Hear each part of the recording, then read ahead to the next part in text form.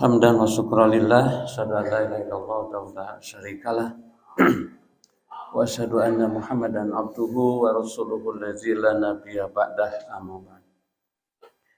Puji syukur panjatkeun ka zat Allah nu Maha Ghafur anu parantos mapadinan kesehatan yuswa ka urang sadayana hingga dina malam Ahad malam Senin ieu urang tiasa tepung labung patepang wajah deui dina raraga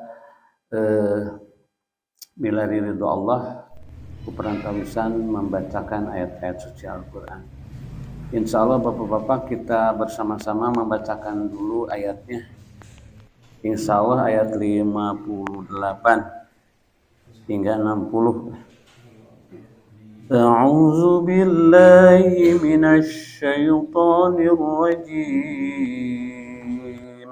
وَإِذْ قُلْنَا ادْخُلُوا هَٰذِهِ الْقَرْيَةَ فَكُلُوا مِنْهَا حَيْثُ شِئْتُمْ رَغَدًا وَادْخُلُوا الْبَابَ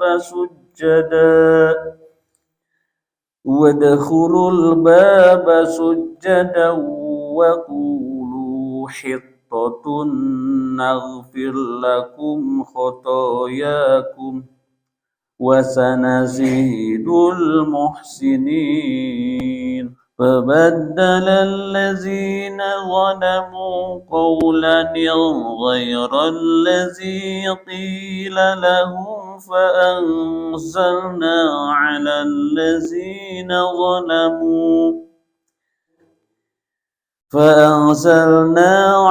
الَّذِينَ ظَلَمُوا رِجْزًا مِنَ السَّمَاءِ بِمَا كَانُوا يَفْسُقُونَ وَإِذِ اسْتَسْقَى مُوسَى لِقَوْمِهِ فَقُلْنَا اضْرِب بِّعَصَاكَ الْحَجَرَ فَانفَجَرَتْ مِنْهُ 12 عَيْنًا قَدْ عَلِمَ كُلُّ أُنَاسٍ مَّشْرَبَهُمْ كُلُوا وَاشْرَبُوا مِن رِّزْقِ اللَّهِ وَلَا تَعْثَوْا فِي الْأَرْضِ مُفْسِدِينَ. Sadaqallahul azim. Sami'na wa ata'na ghufranaka rabbana wa ilaikal masir. Alhamdulillah para sadayana urang sadayana telah membacakan ayat suci Al-Quran ayat 58 hingga 60. Mudah-mudahan Allah melimpahkan rahmatnya pada kita atas bacaan yang barusan kita bersama-sama bacakan. Amin ya Allah ya rabbal alamin. Selanjutnya mari kita simak arti serta tafsir dari ayat-ayat yang kita bacakan barusan. Firman Allah, wa iz qulna dkhulu hadhil qaryah, wa dan ingatlah ketika. Jadi Allah menyuruh mengingat sebuah peristiwa ya. Wa id dan ingatlah qulna ketika kami kata Allah berkata udkhulu masuklah kalian semua hazihil qaryah ke negeri ini fakulu kemudian makanlah minha dari qaryah itu dari negeri itu haitsu syi'tum sekehendakmu apapun yang kamu inginkan. Jadi haitsu itu artinya dimanapun kamu kehendaki, kamu mau rogodan kamu kehendaki. Wadhulul baba dan masuklah kalian al-baba melewati pintu. Sujada dengan bersujud. Kemudian waqulu dan kalian katakanlah hittatun hittoh nagfir lakum, nanti akan aku ampuni kalian, khotoyakum, semua dosa-dosamu atau kesalahan-kesalahanmu, wasanazidu, dan akan aku tambah al-muhsinin, untuk orang-orang yang berbuat baik. Fabaddala allazina zalamu, kemudian badala, menukar, allazina zalamu, orang-orang yang zalim, qaulan, dengan ucapan-ucapan, guero, yang bukan, alladzi qila lahum, yang dikatakan kepada mereka. Fa'anzalna, kemudian kami turunkan alal ladzina zalamu, terhadap orang-orang yang zalim tadi, rijzan, yaitu sebuah azab, minas samai, dari langit, bima kanu yafsukun, disebabkan keadaan mereka itu fasik, disebabkan kefasikan mereka. Wa idis tasqa Musa, ayat 60, faqulna, kami perintahkan, idrib, supaya memukul, bi asoka, dengan tongkatmu, al hajaro, yaitu batu, asrotan ainan, 12 mata air atau pancuran. Qad, sungguh, alima, mengetahui, kulu, setiap unasin, kelompok, golongan, masyrobahum, tempat minumnya masing-masing mereka. Kulu, makanlah kalian, wasrobu, dan minumlah kalian, mir rizkillah, dari rizki Allah, wala ta'sau, tetapi jangan ta'sau, berlebih-lebihan. Jangan berlebihan. Fil ardi, di bumi. Mufsidin, kalian membuat kerusakan. Nah, seperti itu mufradatnya para Bapak. Terjemah mufradatnya. 58 kalau mau usaha.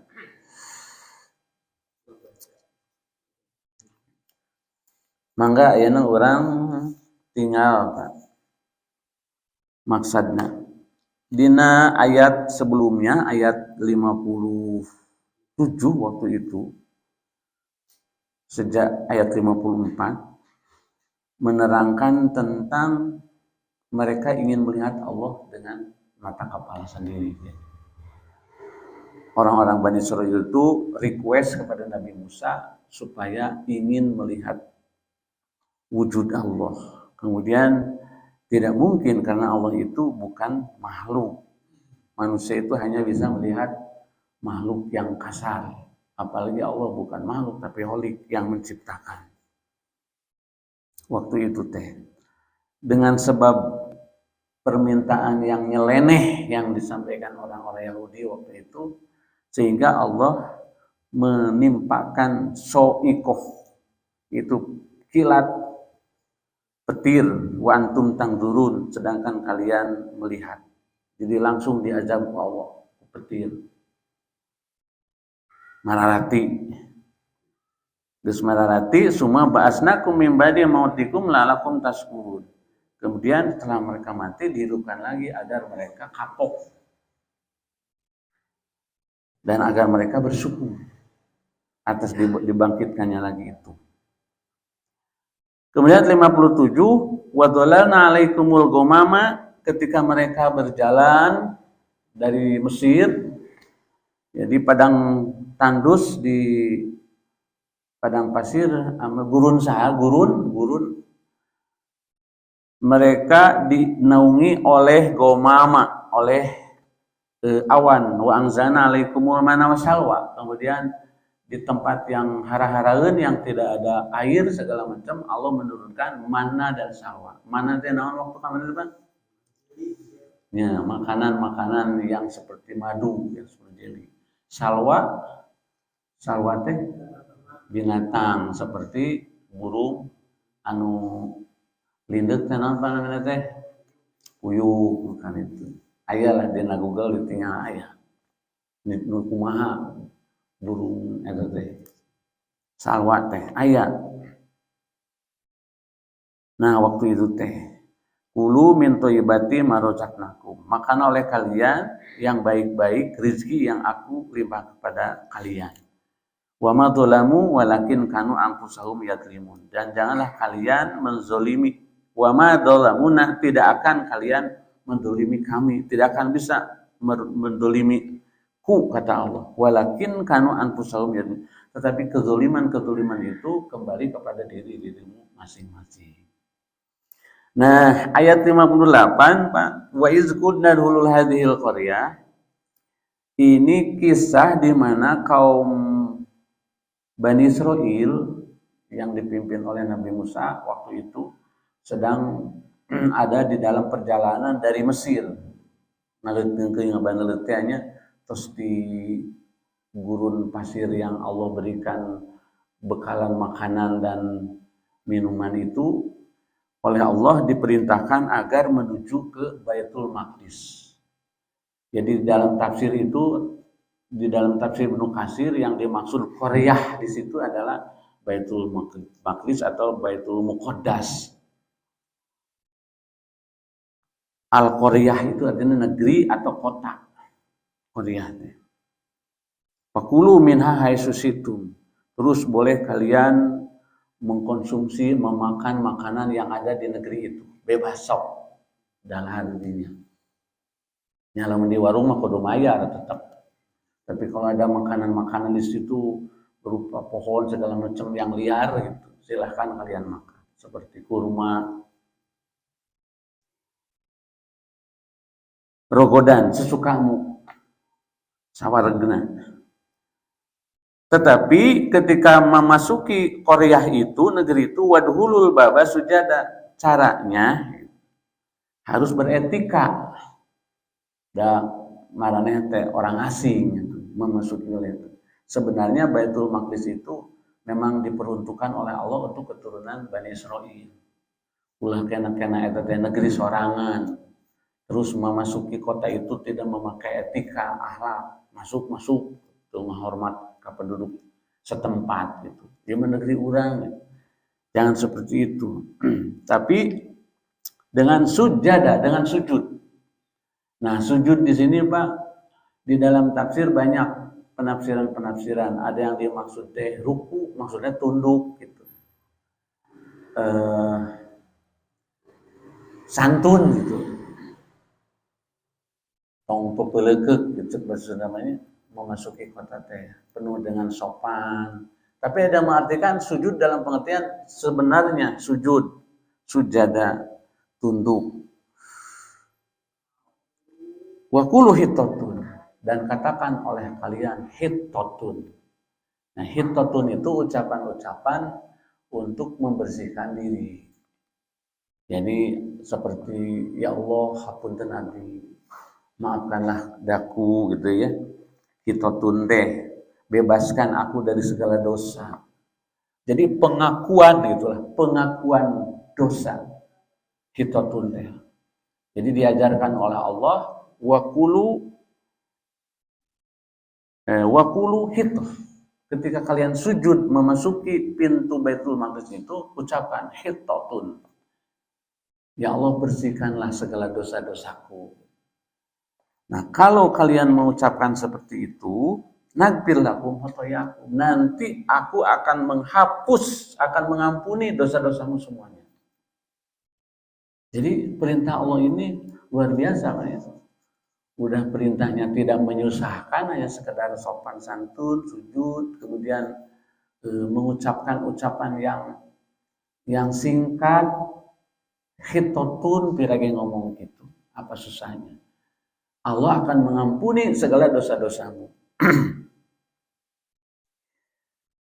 Wasanizudul musinin, dan juga kalau kamu di dalam negeri itu membuat sebuah kebaikan-kebaikan, kesantunan-kesantunan, akhlak-akhlak yang baik, nanti aku akan berikan pahala tambahan, kata Allah itu. Tapi apa yang terjadi? Fabadallazina zalamu qawlan ghairul ladzi qila lahum. Pirage nyebutkan hitotun, ada sebagian kelompok orang-orang Bani Israel itu yang mempermainkan, yang melecehkan ucapan itu dengan ucapan-ucapan habbatun bisyar'ah, kita hitotun habbatun bisyar'ah. Itu ucapan-ucapan ngaguguyonkeun kalau istilah bahasa Sunda. Sebetulnya melecehkan kalimat, mata tekenging, melecehkan kalimat-kalimat thayyibah teh tekenging. Asyhadu alla ilaha illallah, asyhadu anna kaditunya suka anu ngageuri-geuri gitu. Jadi biasanya orang-orang yang hatinya berpenyakit itu suka mempermainkan kalimat-kalimat thayyibah, kalimat-kalimat yang diajarkan oleh Allah. Nah biasanya itulah keturunan Yahudi yang sok mempermainkan gitu. Nah mereka mengatakan menurut tafsir adalah habbah bisyar'ah. Jadi habbah kadang-kadang hintah. Jadi hintah habbah bisyar'ah artinya biji gandum anu beureum. Biji gandum ada di atas rambut yang berwarna merah. Apa maknanya? Itu mah kan tidak tahu apa maknanya. Tapi istilah-istilah waktu itu merupakan sebuah ejekan-ejekan. Ayeuna naon banyak. Ya bukanlah kalimat-kalimat yang mengandung ejekan. Nah, menangkap Prabowo masih gemoy katanya, istilah-istilah itu banyak istilah-istilah yang ditujukan untuk meledek. Nah, kalimat-kalimat ini disampaikan oleh orang-orang Bani Israel sebahagiannya, tapi sebagian besar tidak disebut hitotun. Kenapa? Karena mereka merasa jumawa, sombong. Da urang mah cenah teu rumasa jelema boga dosa. Kita orang-orang Yahudi itu orang manusia-manusia pilihan yang sengaja Allah ciptakan kita itu di atas semua bangsa-bangsa. Jadi termasuk keturunan yang sangat dimanjakan oleh Allah. Kita itu keturunan yang suci. Nah, karena kejumawaannya itu, kesombongannya itu, enggan mengucapkan hitotun, hitoh yang artinya, ya Allah bebaskan segala kotoran jiwaku, gitu. Bebaskan segala dosa-dosa.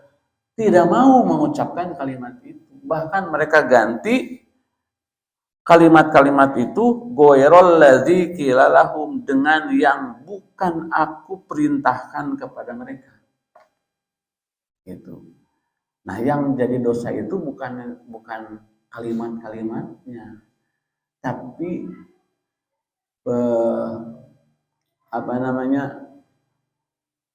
ketidaktaatannya kepada aturan Allah, bandelnya kepada aturan Allah, yang menyebabkan fa'anzalna 'alal ladzina dzalamu rijzam minas samai, sehingga Allah akan menurunkan rijzan.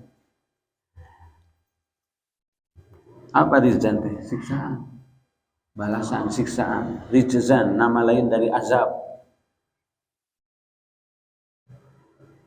dari langit. Kenapa? Karena mereka fasik. Fasik teh naon, Pak? Fasik itu artinya orang yang menyeleweng dari kebenaran. Orang disuruh lurus, kadang mengkol. Orang disuruh belok ke kanan, ke kiri. Nah, itu yang menyalahi atas perintah Allah, itu namanya fasik. Fasik. Waktu hari teh Abi pernah nerangkeun di dalam bahasa kita ada sebut pasekon alat bangunan, ya Pak. Alat bangun yang namanya pasekon itu alat ukur agar jurunya itu rata, pasekon gitu ya. Orang yang membelot, pasekon. Jadi pasikin orang-orang yang membelot, yang menyalahi. Pasik, pasekon. Turunkan. Apa azabnya teh? Menurut tafsir azabnya teh penyakit taun. Waktu itu melanda kaum Bani Israil. Tiba-tiba datang dari langit, dari langit teh dari Allah maksudnya teh. Aya taun teh penyakit naon, Pak? Biasanya penyakit model muntaber itulah. Atau kadang-kadang wabah, pokoknya wabah. Seperti kemarin tahun 2020-2021 teh kan orang dilanda wabah ya, corona teh ya. Corona. Jadi corona itu sebuah wabah yang menurut para ulama itu adalah termasuk rizal, azab, disebabkan umat manusia itu sudah terlampau jauh dari syariat Allah. Hanya azabnya bagi umat Nabi Muhammad merupakan lebih ke tazkir, peringatan. Matakan seueur maut yang meninggal dunia kan hampir seluruh dunia jutaan banyak yang meninggal dunia. Di Indonesia, di mana-mana ada. Karena dunia itu semakin panas, semakin jauh dari undang-undang Allah. Dan yang mati itu ada yang masuk surga, ada yang masuk neraka. Yang kebetulan yang terkena wabah itu orang-orang yang soleh, orang yang beriman, insya Allah masuk surga. Karena itu termasuk syahid. Ya. Jadi syahid itu maksudnya bukan orang yang mati di medan perang saja, membela agama Allah. Orang yang para syuhada itu. Mati syahid itu ada orang yang terkena penyakit lepra. Orang yang kalau perempuan melahirkan, kemudian meninggal dunia, itu termasuk syahid. Selama orang yang matinya itu dalam kondisi iman. Terus orang yang yang terhanyut terbawa banjir gitu, terbakar, nah itu orang-orang itu termasuk syahid insya Allah selama orang yang wafatnya itu dalam kondisi orang Islam dan beriman. Termasuk wabah corona waktu itu, meskipun Allah turunkan itu disebabkan orang-orang yang zalim, orang-orang yang durhaka. Kalau Allah menurunkan azab itu bukan hanya terkena untuk orang-orang yang zalim, orang yang solehnya kena, Pak. Oh, sugan ieu mah ustad, wah salamet we. Teu kudu make masker, teu kudu di vaksin, teu kudu ustad mah da soleh, moal kena. Da itu mah azab untuk orang-orang yang zalim. Banyak para ulama, ustad yang meninggal dunia. Dalam Al-Quran dijelaskan apabila Allah menurun azab bukan hanya terkena pada orang-orang yang zalim saja secara khusus, tapi terkena kepada seluruh umat manusia. Makanya kalau di satu negara ada yang terkena taun, kata Rasulullah, janganlah kalian memasuki wilayah itu.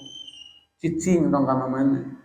Anu urang ditu teu meunang asup ka negeri urang teu meunang asup ka negeri itu. Kalau sebuah negeri terkena wabah di zaman Rasul terus aya nyaeta wabah taun. Dosana naon? Bedegong dosana. Biar lagi nyebut hetotun itu embung coba. Sakitu ngomong urang mah. Embung di hukum Islam. Nah, itu diantaranya. Fabadal ladzina ghairul ladzina qilalu fa anzalna alladzina zalamu rizqan minas samai bima kanu yafsukun. Jelas banyak. Nah, kapanpun terjadi apabila ada pembangkangan umat kepada Allah, di saat itu Allah akan menurunkan azab. Acan geuning ngawurkeun taun, azab Allah itu macam-macam, Pak. Jangan dikira azab Allah teh gempa bumi saja, gunung meletus saja, kebanjiran saja, banyak macam-macamnya. Orang yang berseteru aja itu teh azab. Seperti ayeuna kan polarisasi terjadi gara-gara pilpres kan. Ini beda pilihan musuh kan. Itu azab Bang. Azab sebenarnya terhadap negeri kita, kecurangan yang masif itu azab.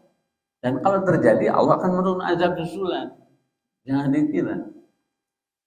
Ada suami istri beda. Pamajikanana ngadukung Prabowo, salakina ngadukung Amin misalnya, anakna ngadukung Ganjar.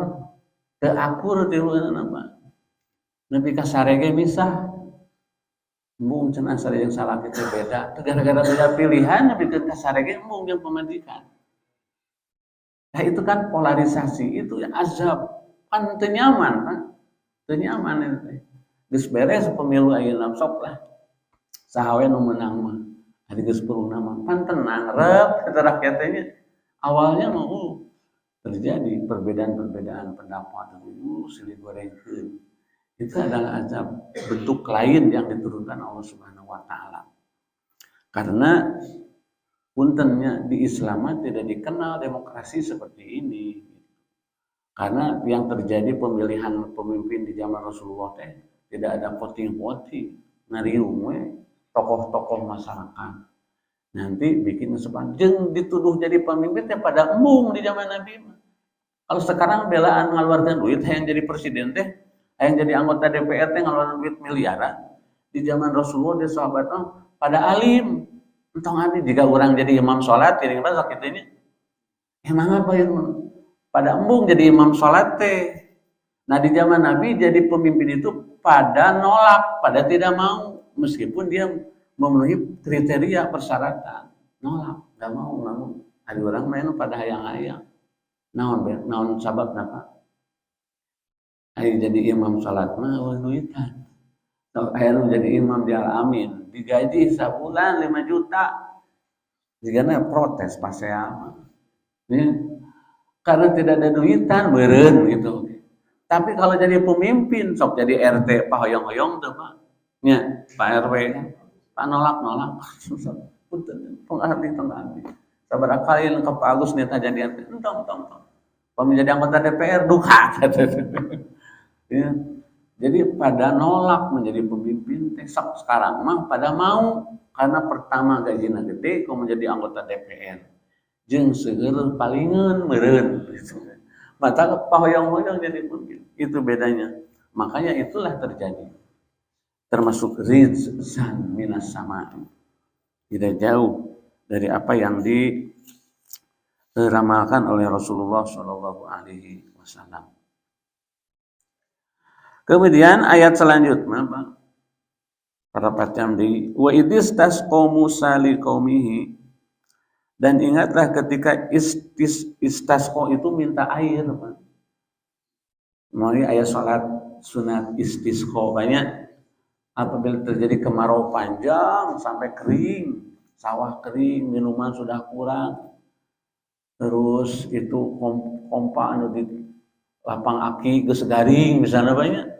Terus di mana, aduh kumaha ieu? Ayat saya kudu meuli jauh. Nah, disitulah kebijakan para ulama, fatwa ulama, sudah saatnya kita mengadakan sholat sunat istisqa, sholat istisqa, minta hujan. Di zaman Rasul kan pernah gitu. Jadi istisqa itu minta air. Hari hujan akan cair, Pak. Jadi wa idistasqa Musa, ketika Musa meminta air ya, li qaumihi untuk kaumnya. Minta air pada Allah. Ya Allah, punten ya Allah ya. Garing, hoyong eueut aya cai. Ya. Toko-toko tarutup rek meuli aku aja. Nah, di saat itu bukan salat istisqa, Pak. Tapi ada perintah Allah, faqul nadrib bi asokal hajar. Persis seperti peristiwa di Laut Merah teh. Ketika Nabi Musa dan para sahabatnya dan kaum Bani Israel lari tidak bisa melarikan diri karena di depannya lautan, mau ke belakang Fir'aun sudah mau mengejarnya, otomatis Nabi Musa berdoa, kata Allah, tongkat kamu itu pukulkan ke laut, belah laut. Nah ini kasus yang kedua, Allah Subhanahu wa taala memerintahkan supaya tongkat yang suka dibawa-bawa oleh Nabi Musa, yaitu tongkat mukjizat, pukulkan ke sebuah batu. Nah, konon batu itu Pak berasal, ada yang mengatakan dari surga, ada yang mengatakan dari gunung Atur. Ketika Nabi Musa itu dipanggil oleh Allah Subhanahu wa taala ke gunung Atur Sinatya, kemudian pulangnya membawa batu. Dan batu itu bersegi empat. Nah batu itu oleh Allah disuruh untuk dipukulkan, cepet pukul tongkat. Maka panpajarot teh muncrat gitu, mengeluarkan air. Minhu dari batu itu isnata asrotain 12 sebenarnya mun segi opat sabaraha pat tilu sebenarnya tilu tina segi ieu tilu keran bermen keran teh ieu tilu keran jadi 12 air yang mengalir tercipta nya mun ayeuna begitu jeung ti mana eta cai teh datangna teh batu segede kitu berarti jika sihir deui gitu kan ieu kan mukjizat namanya juga bukan sihir. Orang-orang sihir kan kadang-kadang suka melakukan yang aneh-aneh. Nah ini aneh, khawarikul adah. Khawarikul adah itu di luar adat kebiasaan disebut khawarikul adah. Yang namanya mukjizat itu pasti khawarikul adah. Di luar adat kebiasaan yang berlaku di manusia. Batu, kotak, nya dukalah sagede kumaha mah beuneunan. Yang penting kotak itu pas dipukulkan keluar 12 mata air dan ngocor hingga Allah menghendaki tidak ngocor lagi, tidak ngalir lagi. Nanti pada satu saat betul ditok takol deui keluar deui Pak. Subhanallahnya. Nah kebetulan si orang Bani Israil itu, rombongan itu ada 12 kelompok ini pimpinannya si ini, kelompok ini pimpinan si ini. Jadi ada 12 kelompok, 12. Jadi itu sadayana nyanak cai kadinya oleh kelompok-kelompokna ya. Ieu RW hiji ti RW hiji di ka-12. Pak RW na dipanggil sok nyanak cai bagikeun ka umatna. Ieu RW 2 ngambil air bagikeun ka umatnya. 12 mata air. Kumaha sakitu bageurna Allah ya. Betapa baiknya Allah kepada kaum Bani Israil. Di saat tidak ada air, Allah menyediakan dengan mukjizat Nabi Musa alaihissalam. Luar biasa, kuduna mah bager pisan atunya. Kulu wasrobu mirizkillah, silakan kalian makan dan minumlah, ya kata Allah. Min rizkillah, wala ta'saw fil ardi mufsidin, tapi jangan berlebihan. Nah, jadi para bapak yang dimuliakan Allah Subhanahu wa taala, ini umumnya kepada semuanya. Kulu wasrobu, kita itu diperintahkan oleh Allah untuk makan. Kan makan mah teu kudu dititah oge ya. Pamilapar mah da tuang atuh Pak. Tapi Allah memerintahkan, maknanya makan oleh kalian dengan etika. Da teu kudu dititah boro-boro manusia, binatang ge geus lapar mah dahar. Tapi yang maksudnya kulu, makanlah kalian dengan aturan-aturan. Dan minumlah dengan aturan-aturan, mirizkilah dari rizki Allah. Wala ta'saw, jangan melampaui batas. Dina bab minum we Pak aya 8. Sareng makan hiji tangan kanan. Kebiasaan Rasulullah pakai tangan. Pami Rasul bade tuang naon heula cing Pak. Nyelupkeun heula panangan kana uyah garam, colokkeun na tuang. Naon sababna geus diketemukan sekarang oleh para ahli kimia itu teh bisa menetralisir kuman-kuman dan itu sehat. Moal pati-pati Rasul ngamalkeun mun teh celupkeun heula kana garam mah ya garam korosok na ya. Sok reci kopi make garam korosok geunah ya.